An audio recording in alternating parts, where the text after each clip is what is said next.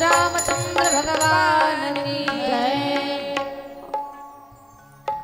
पवित्र राघवेंद्र सरकाराचं चरित्र आपण पाहत आहोत। पुन्हा एकदा रामकथेच्या पवित्र प्रांगणामध्ये सर्व राम भक्तांचं सहर्ष स्वागत। इथे सुंदर अशी रामकथा, त्याच्यामध्ये स्क्रीनच्या माध्यमातून काही महत्त्वाचे प्रसंग, सीता विदाईचा प्रसंग, श्रावण बाळाचा प्रसंग मोठ्या स्क्रीनवर आपल्याला ज्यांच्याकडून पाहायला मिळतो असे माऊली फोटोग्राफी विठ्ठल भाऊ खंदारे यांच्यासाठी एकदा टाळी वाजवा सगळ्यांनी। खूप चांगल्या पद्धतीचं अगदी मोठ्या स्क्रीनवरती दाखवण्याचं काम, कथेचे काही प्रसंग दाखवण्याचं काम करतात। त्यांना भगवान प्रभू रामचंद्राचे खूप मोठे आशीर्वाद, आपलं कल्याण असो। आणि त्याचबरोबर या कार्यक्रमाला आपल्या यूट्यूबच्या माध्यमातून जिवंत ठेवण्याचं काम जे करणार आहेत असे आमचे निळकंठ भाऊ काष्टे, त्यांचं स्वरगुंजन वारकरी हे यूट्यूब चॅनल, त्यांचं देखील कौतुक आहे। त्याचबरोबर आज एक नवीन यूट्यूब चॅनल इथे उपलब्ध झालेलं आहे, तेच आहे ना? ठीक आहे, सगळ्यांचं कौतुक आहे, स्वागत आहे। खूप चांगल्या पद्धतीने नियोजन आहे। महिला आणि पुरुष खूप आनंद घेतात, म्हातारी माणसं सुद्धा आनंद घेतात या कथेमध्ये। कथेचे यजमान सुद्धा भाग्यवान आहेत। यजमान काकांचं नाव काय? कोंडबारावजी काळे सपत्तिक दोघे जण इथे यजमान पदावरती बसलेले आहेत। यजमानाचं पद मिळणं म्हणजे खूप मोठी भाग्याची गोष्ट आहे। तर तुमच्या भाग्याचं कौतुक, तुम्हाला भगवंताचे खूप आशीर्वाद। सर्व महिला, माता वर्ग, पुरुष वर्ग, बालवृद्ध मंडळी, कथेमध्ये ज्यांचा या कार्यक्रमात सिंहाचा वाटा आहे असे पानबुडे गुरुजी, आमचे धोंडीराम भैया, वय लहान आहे पण लेकराचे तळमळ खूप आहे। चांगल्या चांगल्या महाराष्ट्रातल्या नामांकित महाराज मंडळीच्या सोबत संपर्क आहे। आणखी बाहेरगावावरून काही भाविक जण येतात, त्यांचं सुद्धा स्वागत आहे। त्यांना सुद्धा भगवंताचे खूप आशीर्वाद। आणि वेळ न घालवता आपण कथेला पुढे घेऊन जाऊ। आपण रामाचं स्वागत अयोध्येमध्ये तिथपर्यंत जाऊन थांबलो। सजा दो घर को गुलशन सा, सजा दो घर को गुलशन सा, अवध में राम आए। सजा दो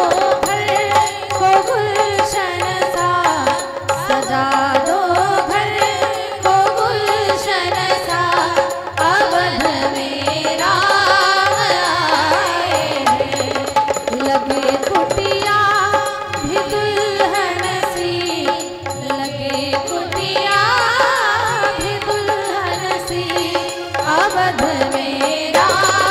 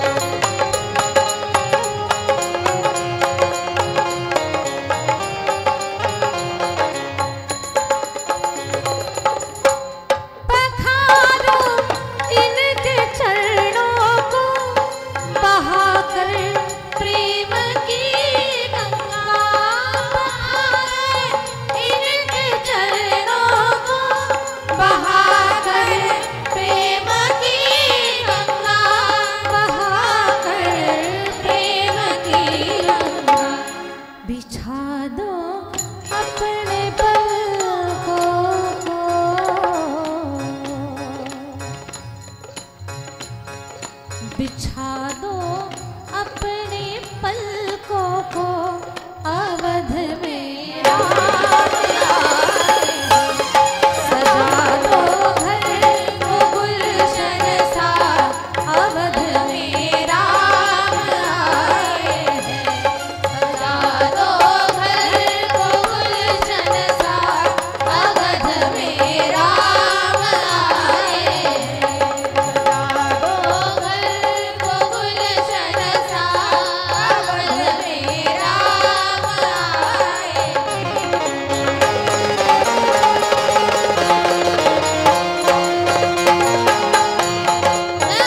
जय हो।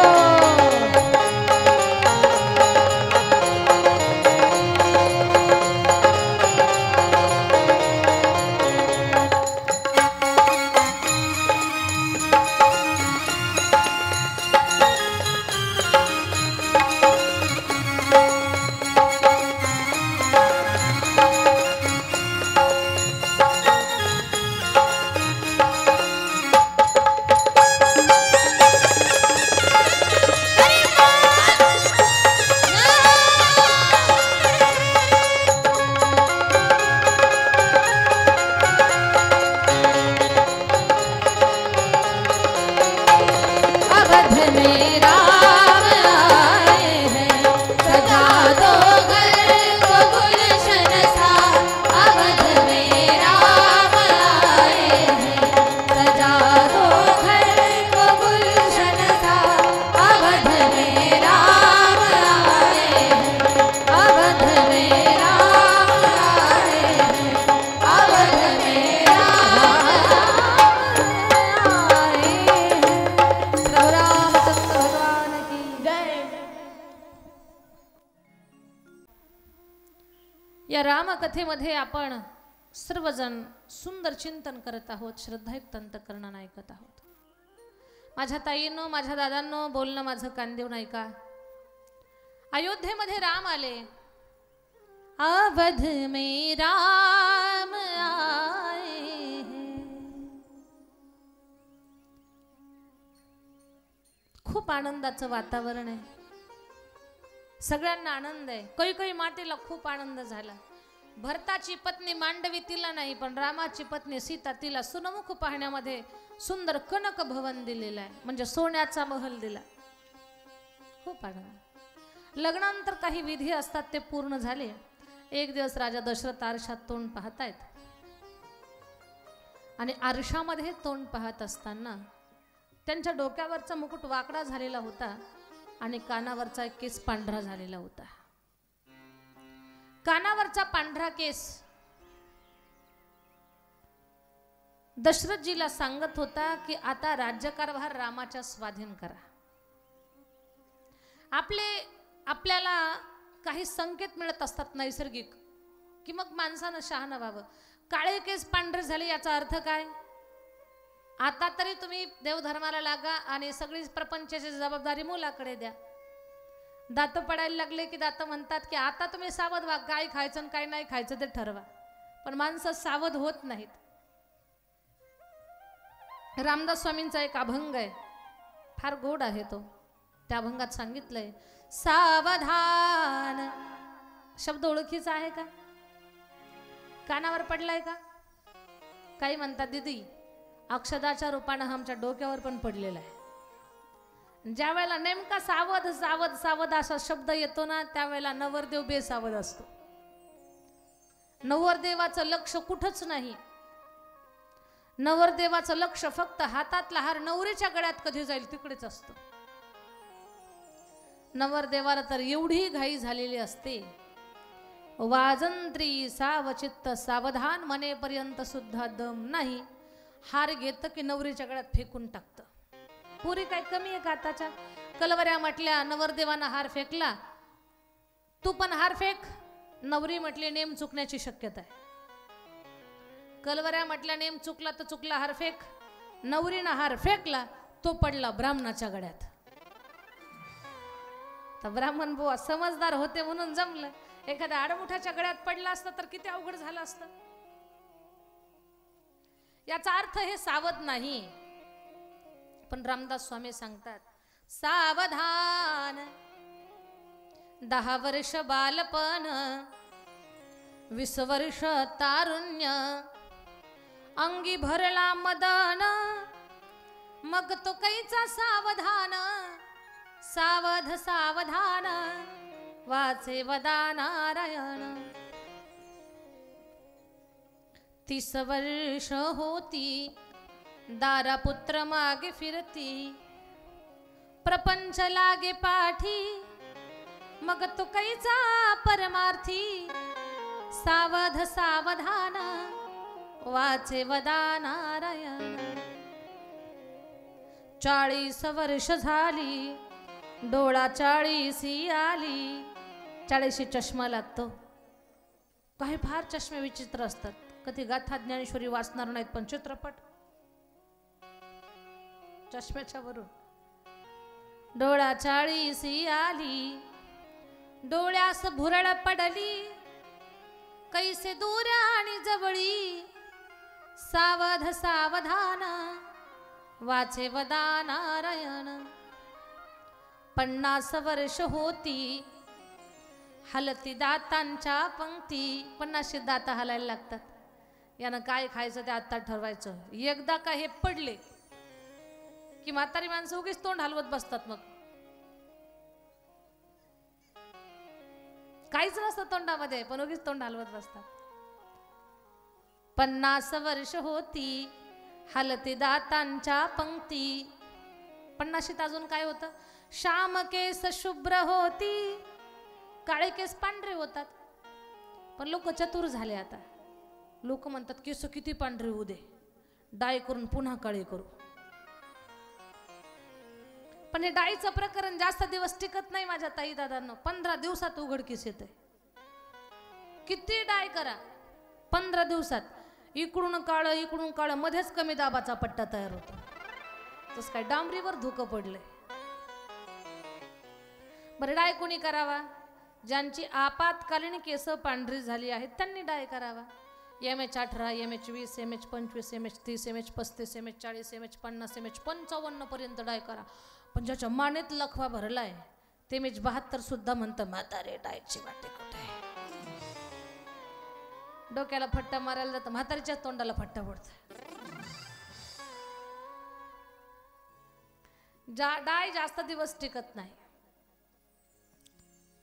श्याम केस शुभ्र होती त्यासी म्हातारा म्हणती सावध सावधान वाचे वदा नारायण 60ची बुद्धी नाठी मग हात आली काठी वसवस लागे पाठी त्यासी हसते कारटी 60ला डोकं काम करत नाही ज्या माणसानं रामायण ऐकलं नाही भागवत ऐकलं नाही कीर्तन ऐकलं नाही कधी दान केलं नाही मंदिरात गेलो नाही साधू संतांचं दर्शन घेतलं नाही फक्त प्रपंचच केला परमार्थ शून्य अशा माणसाची चुकून गाठ पडावी 60 मध्ये आपण म्हणा बाबा सप्ताह कुठे चालू आहे बाबा म्हणतात भाकर सकाळीच खाल्ली बाबा सप्ताह मंडप बाबा म्हणतात म्हातारी घरी ऐक काय बोलण्याचा संबंधात कशाचा परिणाम 60ची बुद्धी नाठी मग हाता आली काठी वसवस लागे पाठी त्यासे हसती कारटी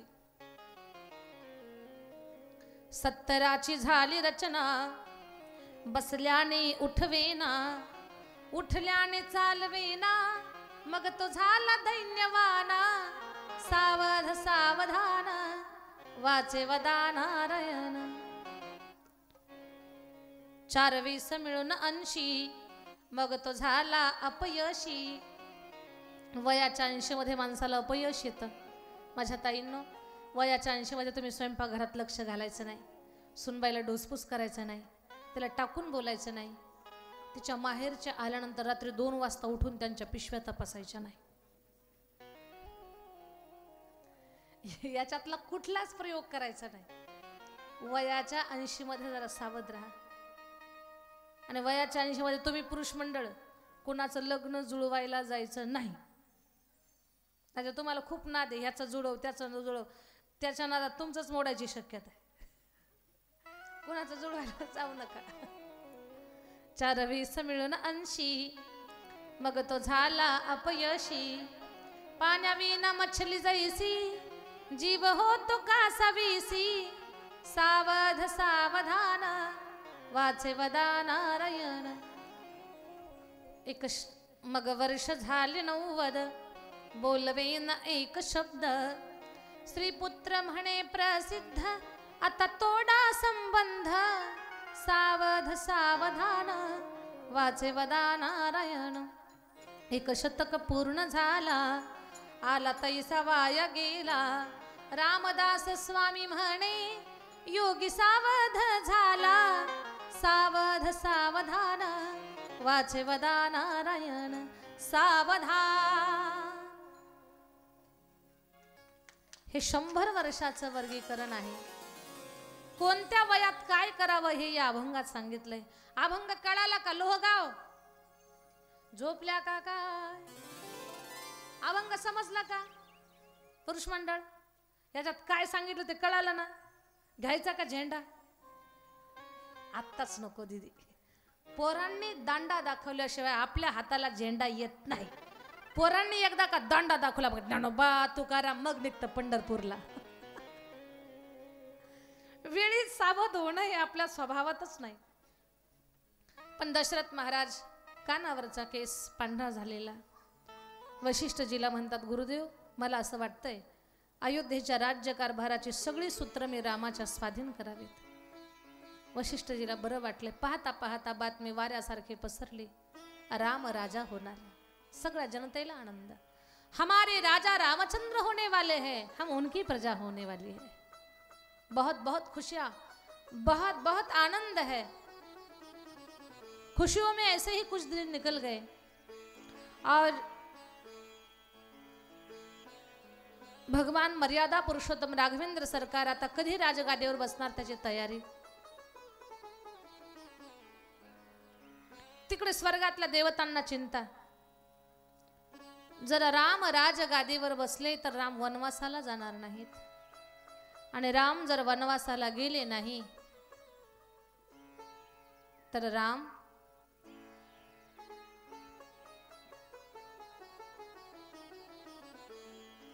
रावणाच्या बंदीशाळेमध्ये जी 33 कोटी देवता आहेत, ती 33 कोटी देवता बंदीशाळेतून रिहा होणार नाहीत. पाठवलं विकल्पाला, जा विकल्प, अयोध्येत कुणाच्या तरी मनात प्रवेश कर आणि राम राज्याचा कार्यक्रम विस्कळीत कर. विकल्पाला 4 चक्कर मारले, साऱ्या अयोध्येला आनंद होता. पण कैकईची मैत्रीण मंथरा, त्या मंथरेला आनंद नव्हता. मंथरेला वाईट वाटतंय की माझी कैकई भोळ्या स्वभावाची आहे, तिच्या भोळ्या स्वभावाचा सगळेजण फायदा घेत आहेत. आणि कैकई हिला जर आता आपण सावध केलं नाही तर फार मोठा अनर्थ घडेल.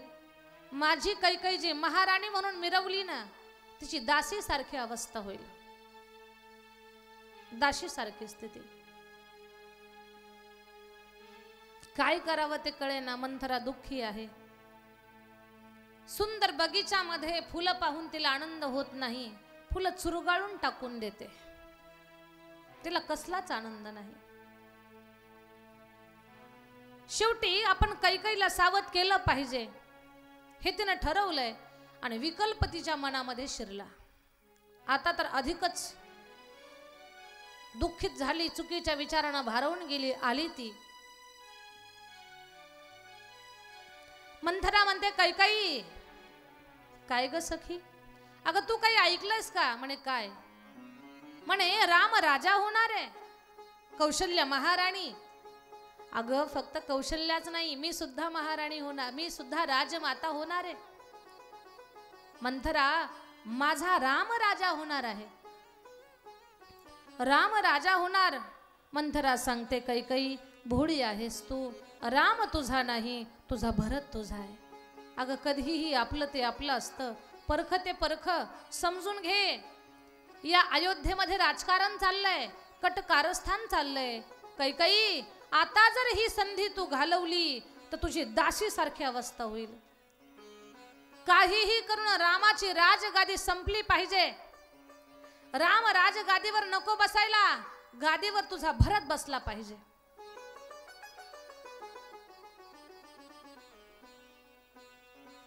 मंथरा कैकईच्या मनामध्ये विष पेरण्याचं काम करते.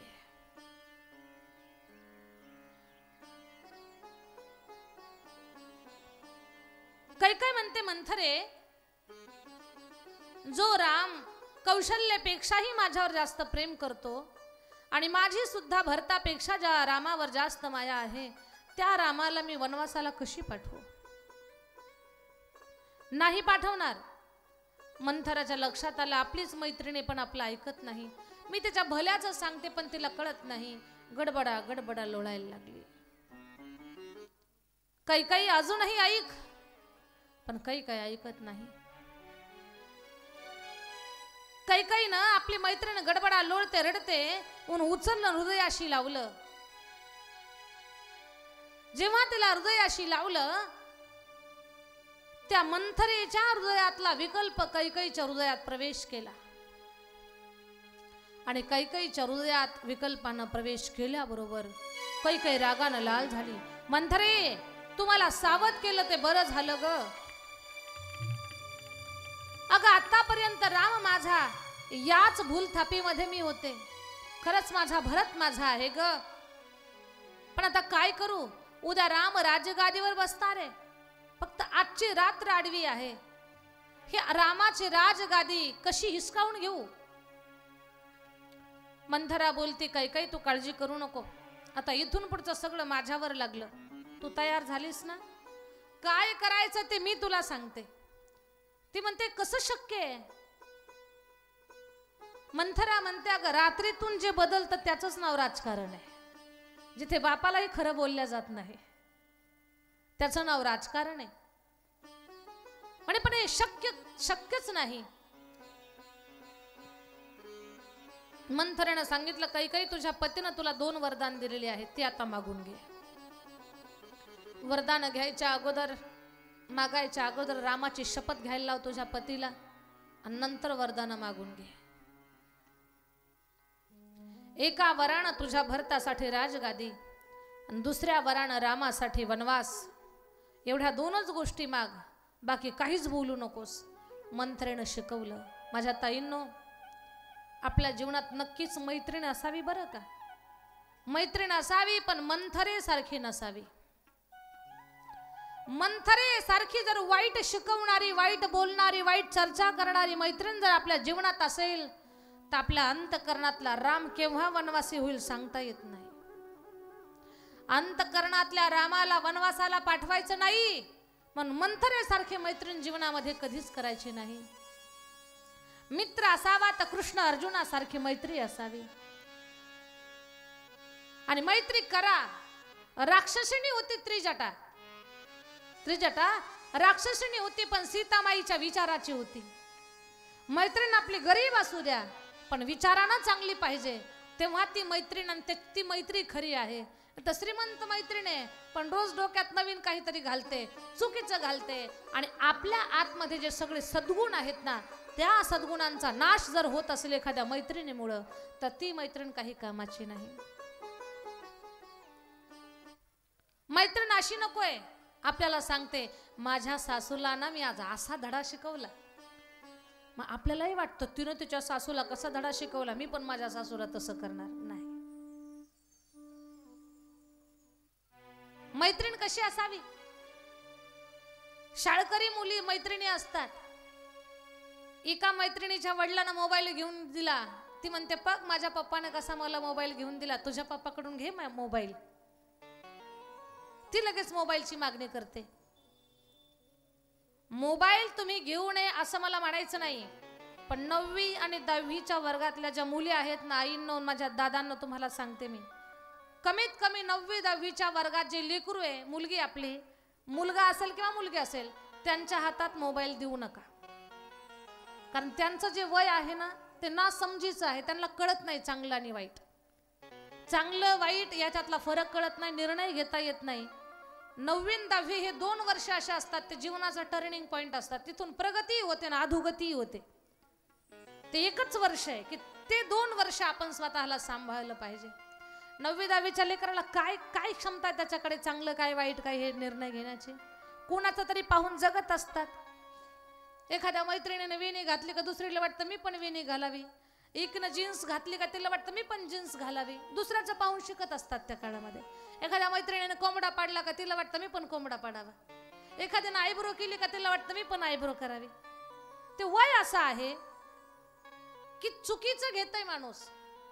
त्याच काळामध्ये मोबाईल हातात देण्याऐवजी 9वी 10वीचा मुलगा असेल किंवा मुलगी असेल, त्यांना शाळेचा अभ्यास आणि त्याच्यासोबत गाथा आणि ज्ञानेश्वरीवर त्यांना रोज बोट फिरवायला सांगा. त्यांचं कल्याण होईल, त्यांच्या जीवनात वाईट काही घडणार नाही. ज्ञानेश्वरी वाचायला लावा मुलीला आणि पोराला गाथा वाचायला लावा. लेकरांचं कल्याण होईल. थोडं सांभाळा. आणि ठराविक काळ असा असतो की त्या काळामध्ये आपण आपल्या मुलीला सांभाळलं पाहिजे. त्याची ती चुकण्याची शक्यता असते. मुलालाही आपण ठराविक काळामध्ये सांभाळलं पाहिजे. ठराविक काळ असतो तो, तेवढा काळ सांभाळावा. सामाजिक ज्ञान नाही ना म्हणून मैत्रीण आणि मित्र आपल्या जीवनामध्ये असा करा की जेणेकरून आपल्यातले चांगले गुण विकसित झाले पाहिजेत. मंथरेसारखी मैत्रीण होती कैकेयीच्या जीवनात, म्हणून जीवनातला राम वनवासी झाला.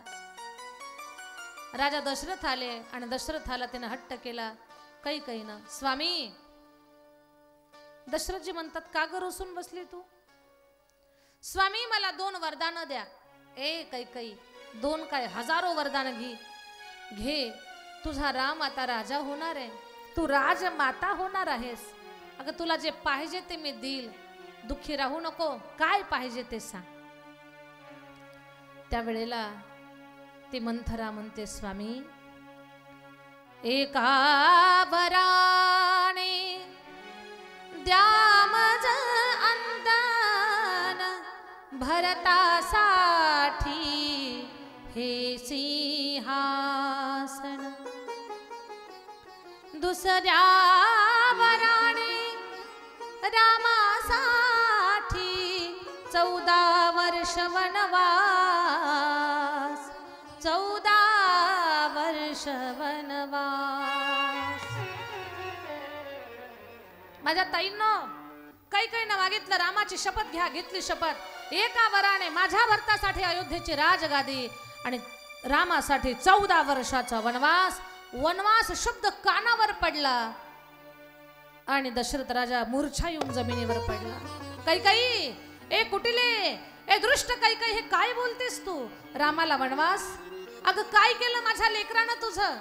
ज्या रामावर प्राणाही पलीकडे तू प्रेम करतेस त्या रामाला वनवासाला पाठवायची भाषा करते. नको ग कैकेयी, तुला धन पाहिजे, धान्य पाहिजे, राज्य पाहिजे, सगळं मी देतो, पण माझ्या लेकराला वनवासाला पाठवू नकोस कैकेयी. हा अयोध्येचा राजा दशरथ तुला भीक मागतो ग कैकेयी. जो प्रतापी राजा आहे, ज्यानं देवांना विजय मिळवून दिला, असा राजा पत्नी समोर रडू लागला, व्याकुळ झाला, विव्हळतोय. कैकेयी असं करू नको, तुला हात जोडतो मी, माझ्या रामाला वनवासाला पाठवू नको. तेवढ्यामध्ये आवाज आला, हमारे राजा रामचंद्र होंगे, हम उनकी प्रजा. राजानं कान दाबले आणि चक्कर येऊन जमिनीवर कोसळला. हमारे राजा रामचंद्र होंगे, हम उनकी प्रजा. कैकेयी रागात आहे, स्वतःच्या आवेशामध्ये. सकाळी पहाटेच्या वेळेला राम आपले आई वडील कुठे पाहत आले तर राजा दशरथ जमिनीवर पडलेला होता. राम राम राम म्हणत होता. कैकेयी रागात होते, डोळे लालबुंद झालेले होते, काळं वस्त्र तिने अंगावर घातलेलं होतं, आभूषणांचा त्याग केलेला होता. रामानं विचारलं, आई तू काय एवढी दुःखी आहे? बाबा असे जमिनीवर का पडलेले आहेत, सांग बरं.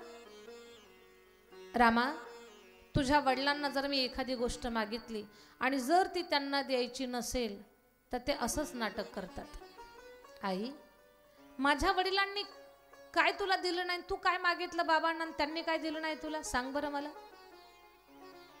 बेटा, देवदैत्याच्या युद्धामध्ये त्यांनीच मला दिलेली वरदानं आहेत आणि ती वरदानं मी मागितली, याच्यात काय चुकलं माझं? आई काय मागितलं सांग मला, मी देतो. काही नाही रामा, एका वराने भरतासाठी ही अयोध्येची राजगादी आणि दुसऱ्या वराने रामासाठी 14 वर्ष वनवास. रामा तुमच्यासाठी 14 वर्षाचा वनवास. सांगा बरं माझं काय चुकलं? रामाच्या चेहऱ्यावर थोडे सुद्धा दुःखांकित भाव नाही. विचार करा, तुम्हाला जर कळालं तुम्हाला 1 लाख रुपये मिळाले, किती आनंद होईल तुम्हाला. आणि तेवढ्यात कळालं तुम्हाला नाही, तुमच्या जावेला भेटले, मग तुमचं तोंड कसं होईल?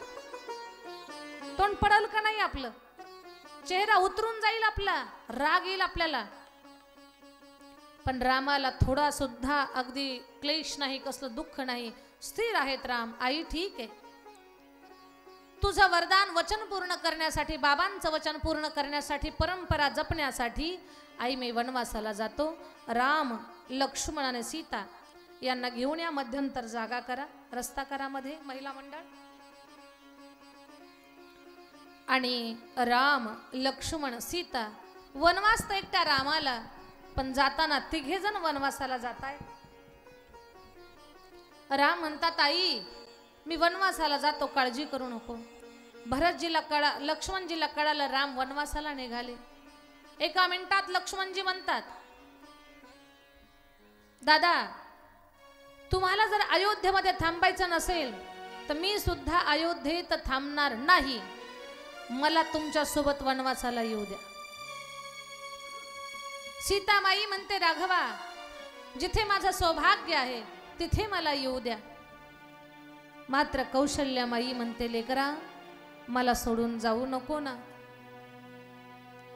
नको रे नको रे नको रे जाऊ राम राया, नको रे जाऊ राम राया, नको रे जाऊ राम राया.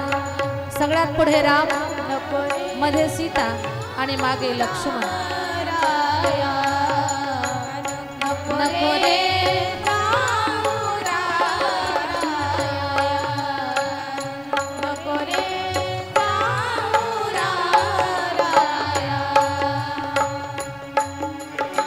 राम राया,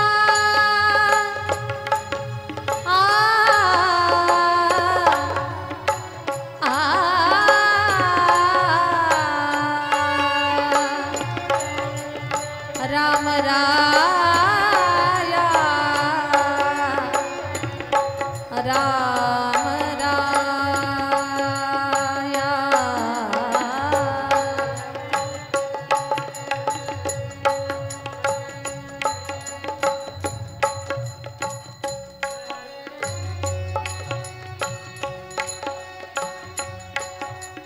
राम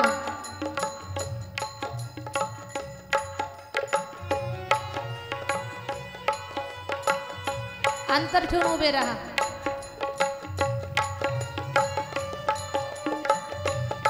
सुकुमार राघव, सीतामाई, लक्ष्मणजी सगळेजण वनवासाला निघाले. सारा अयोध्येतला समाज म्हणतो राघवा वनवासाला जाऊ नका, पण राम वनवासाला निघालेले. आईची अवस्था अतिशय विकल झालेली आहे आणि राम, लक्ष्मण, सीता वनवासाला जातात. प्रभू रामचंद्र भगवान की जय. राम भगवान वनवासाला जातात. या सुंदर अशा झाकीसाठी एकदा टाळी वाजवा. आजची कथा आपण इथेच थांबवणार आहोत.